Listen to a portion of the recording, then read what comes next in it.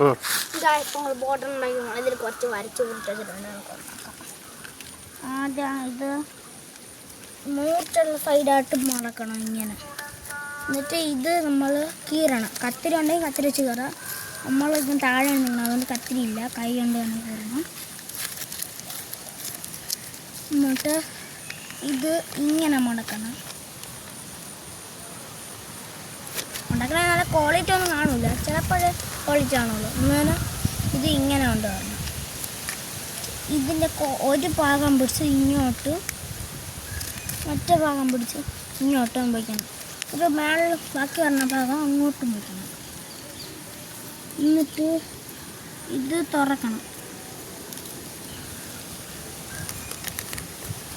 ഇത് തുറന്നിട്ട് നമ്മൾ ഇങ്ങനെ ആക്കും.